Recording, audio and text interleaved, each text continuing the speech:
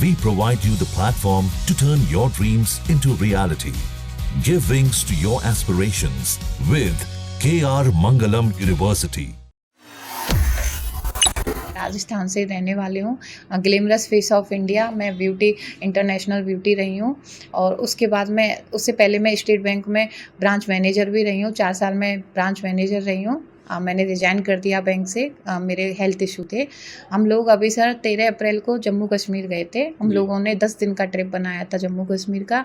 जम्मू कश्मीर में हम लोग वैष्णो देवी गए। वैष्णो देवी 15 तारीख को फ्री हुए। यहाँ से 13 को निकले थे, 15 तारीख को हम वैष्णो देवी से फ्री हुए। 16 तारीख को हम रात को 11 बजे वहाँ पे पहुँचे थे श्रीनगर हमने 17-18 तारीख को श्रीनगर हमने विजिट किया। 19 तारीख को हम लोग सोनमार्ग गए। 20 तारीख को हम लोग पहलगाम गए थे। नीचे हमको सब कुछ सही लगा था, नॉर्मल लगा था। हम लोग बहुत ज़्यादा सोच के गए थे सिक्योरिटी वगैरह होगी, वहाँ पे सिक्योरिटी वगैरह हमको नहीं मिली थी, क्योंकि हम कहीं पे भी एंट्री करते हैं ऐसी जगह पे तो वहाँ पे पहले आधार कार्ड वगैरह आप लोगों की जांच वगैरह होती है, वहाँ पे नहीं हुई थी। तो हम लोगों को लगा शायद नॉर्मल जगह, अच्छी जगह। तो हम पहलगाम पहुँचे। पहलगाम में खच्चर वगैरह वालों से बात हुई। वो हमें मिनी स्विट्जरलैंड बोला जाता है, बैसराना, जहाँ पे ये आतंकी हमला हुआ है, वहाँ ले जाने के लिए बात हुई। हम लोग नीचे से गए कश्मीरी वैली तक।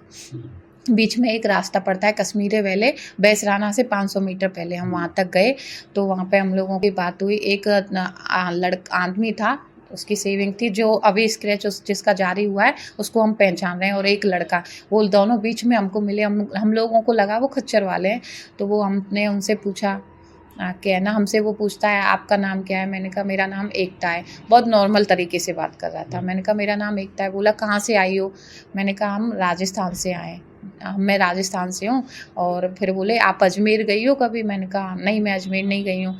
तो बोला आप आगे क्या लगाती हो? अब मैं क्या है, अक्सर कभी भी तिवारी बताती नहीं हूँ, मैं नॉर्मल एकता नाम बताती हूँ अपना। हाँ, तो मैंने बोला मैं एकता ही नाम लगाती हूँ। तो फिर वो मेरे से बोले हैं कि आप जो है आए हैं, कितने लोग आए हो? मैंने कहा 20 लोग आए हम। तो अब कौन कौन आया है? मैंने कहा मेरी फ्रेंड और उनके बच्चे आए हैं। तुम्हारे घर से? मैंने कहा दोनों भाई आए हैं, हम लोग 3 हिंदू हैं, बाकी के सब मुस्लिम हैं। तो वो हमसे धर्म पूछा, तो हमसे वो बार बार बोल रहा था आप कुरान पढ़े हो कि नहीं? कुरान पढ़ो, कुरान हिंदी में। अब मेरे को तो पता ही नहीं है हिंदी में है कि उर्दू में। मैं बोली वो तो उर्दू में है, मैं कभी नहीं पढ़ी, मुझे उर्दू नहीं आती। तो बोले हिंदी में भी है, वो हिंदी में पढ़ो। मैं ना उसका टीचर रहा हूँ कुरान का 11 साल। तो मैंने बोला फिर आप खच्चर क्यों चला रहे हो जब उसके टीचर रहे हो? तो उसका कोई जवाब नहीं दिया। इतने में उसके पास फ़ोन आ गया। उसका फ़ोन यहाँ पे लगा हुआ था, पैर पे इतना बड़ा।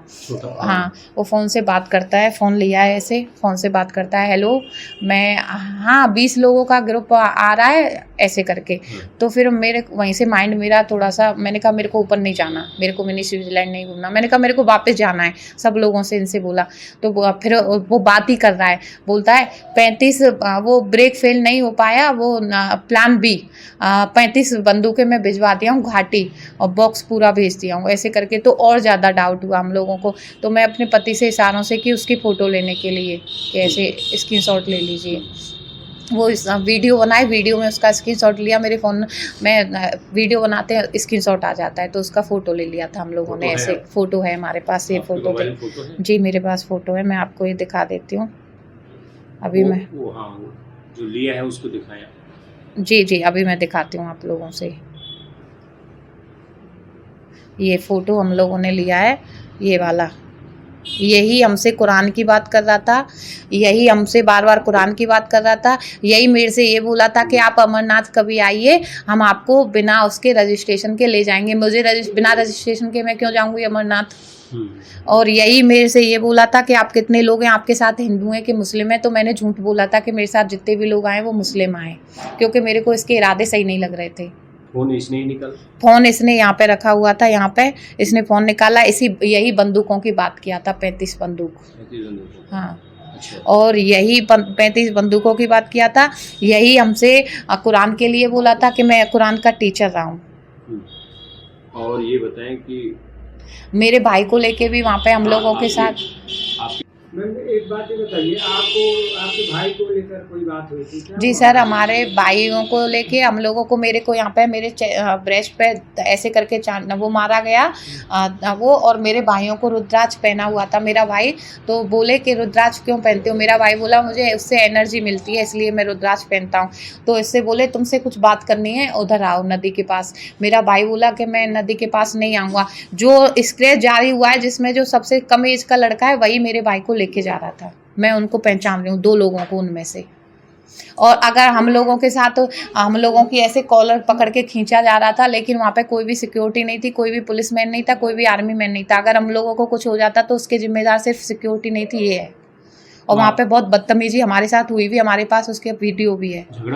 झगड़ा हुआ। अच्छा। और सर हम लोग ऐसे बच के आए, हमने दिमाग थोड़ा सा यूज़ कर लिया था। कुछ लोग मेरे को पहले ही बोले थे, बहुत दिन पहले, कि कहीं पे तुम लोग फंसो तो ऐसे किया करो, वीडियो बना, लाइव आ रहा करो वहाँ पे।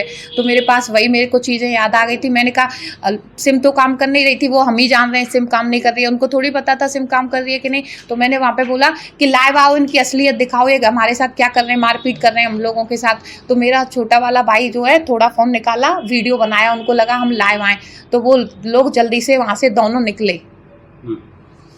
अच्छा।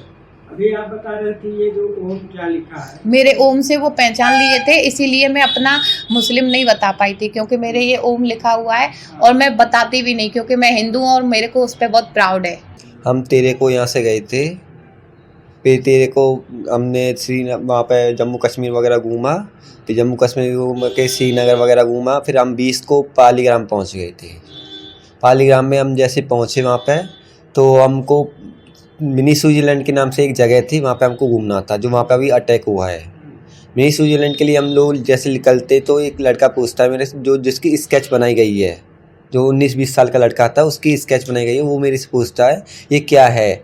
मैं कि ये रुद्राक्ष है, इससे क्या होता है? मैं कि एनर्जी मिलती है इससे। वो कहे कैसे एनर्जी? मैं कि इससे अच्छी वाइब आती है और कभी भी अकेलापन महसूस नहीं होता है, हमेशा अच्छी वाइब। वो कहे अच्छा ऐसी है, पावर आती है। तो एक पास में नदी थी, तो उसके पास मेरे को कॉलर पकड़ के ले जा रहा था, तो बोला था अपनी पावर यहाँ पर दिखाओ। मैंने कही, फिर वो काफ़ी लोग थे, वो जिसकी स्केच थी वो था, और भी थे उसके संग 1-2 लड़के थे। तो मैंने कहा अब रहने दो, मेरे ना फैमिली खड़ी है, फैमिली के पास जाता हूँ। फिर मैं फैमिली के पास गया, फिर वहाँ मैंने सब लोगों को बताया कि मेरे साथ ये हो रहा है वहाँ पे।